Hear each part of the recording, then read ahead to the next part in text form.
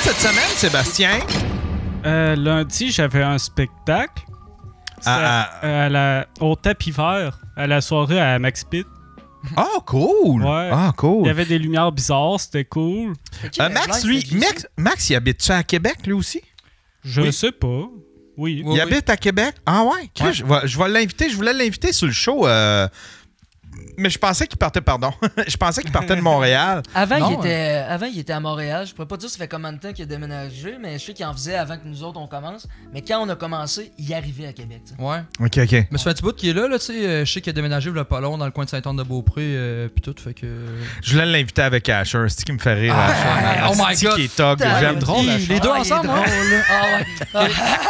Je sais pas s'ils sont encore. Je sais qu'ils étaient souvent ensemble. Ouais. Je sais pas s'ils sont encore souvent ensemble, mais je sais qu'ils l'ont été longtemps. Puis là, ben, je me suis dit, Chris, je vais les inviter, les deux, lui, puis Asher. Il est drôle en crime, Asher. Ah, il est drôle.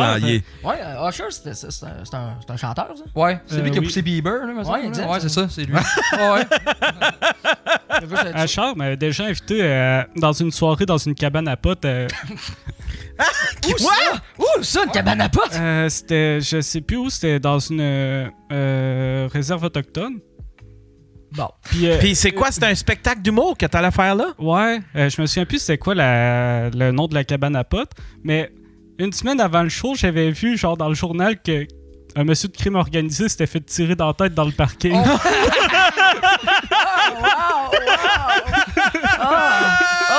Ben Colin, ton là, j'étais comme me semble que ça me tente plus. Calisse que c'est drôle, ça. Ça avait été cancellé.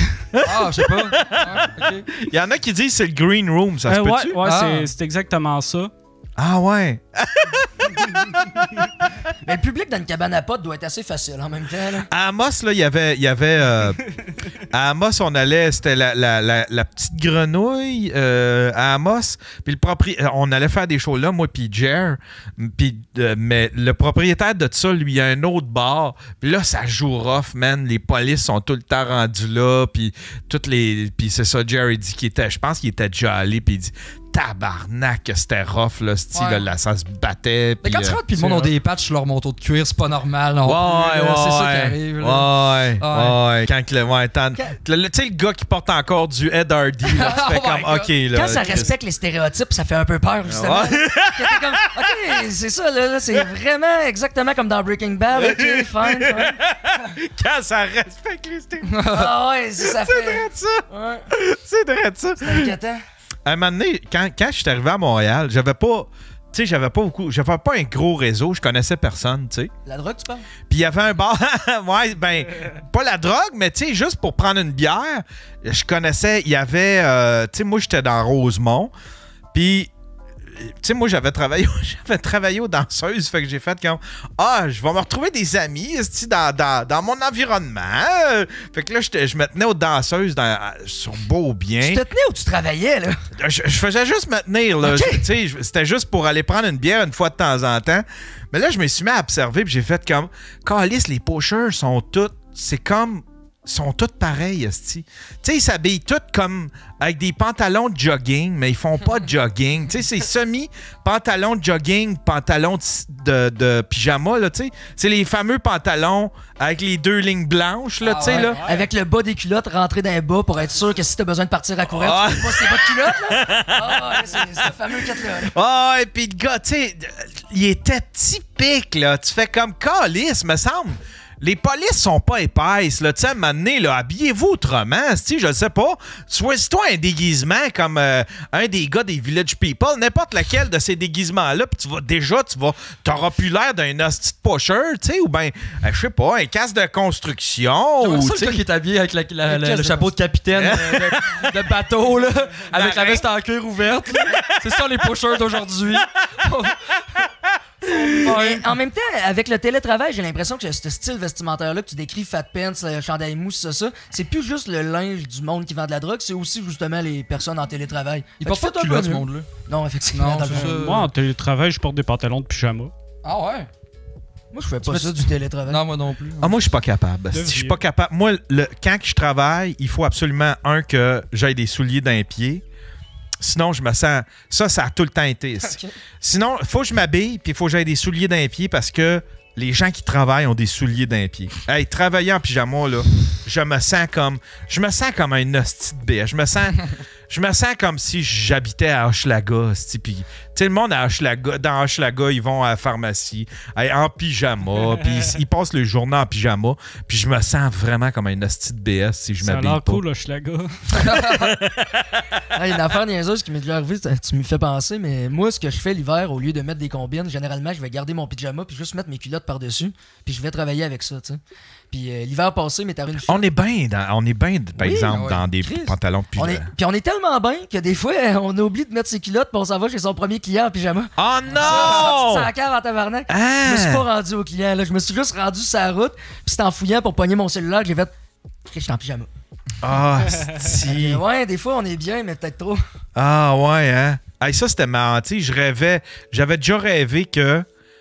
parce que, tu sais, moi, je dors... Tu sais, je vais mettre un pyjama, admettons, pour me promener dans la maison. Mais, tu sais, moi, je dors nu. Tu sais, dans ma chambre, j'enlève le pyjama, puis, tu sais, je ferme les rideaux, puis moi, je me promène tout nu dans la maison excitant. une fois que les rideaux... Ouais, c'est excitant. Pour être nu. Puis, j'ai déjà rêvé que je m'en allais à... Ça, j'étais jeune. J'ai déjà rêvé que je m'en allais à l'école, puis que j'étais nu, j'avais oublié de m'habiller. Puis c'est devenu comme ma hantise, style de genre de partir, puis de pas m'en rendre compte, puis d'être tout nu dans l'autobus ou en char, puis d'aller travailler. Mais je peux-tu te rassurer là-dessus? Puis je suis tellement TDA que les probabilités sont minces, mais il y a quand même des probabilités. Je sais pas si tu comprends. Moi, je suis sûr que c'est zéro. Tu sais-tu pourquoi? Parce que ton corps, là, cette zone-là, est pas habitué à sentir un coup de vent. Fait qu'à la seconde, tu sors dehors, tu t'allumes, là. Ouais. Tu sais, tu te promènes pas dans la vie à poil. Fait que c'est sûr, t'as frette. Tu sais, en février, quand tes couilles rentrent, tu te dis, ah, ok, j'ai manque peut-être de quoi avant de partir ou. Ouais. Moi, je suis sûr, Ouais, au premier coup de vent qui fait entre tes fesses, tu fais genre, ah, il manque de quoi. Ouais, je sais pas, parce que... Je sais pas, asti. Mais en même temps, tu peut-être rendu sénile, c'est le genre d'affaires qui vont t'arriver, mais ça va juste être drôle rendu à ce moment-là parce que t'auras plus nécessairement besoin d'avoir de fierté puis tu t'en rappelleras plus. Ouais, ouais.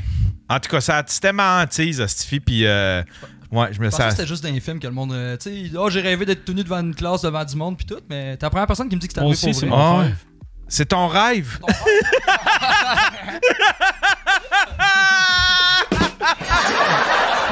Tu vois un début de porn, le film que tu décrivais, là.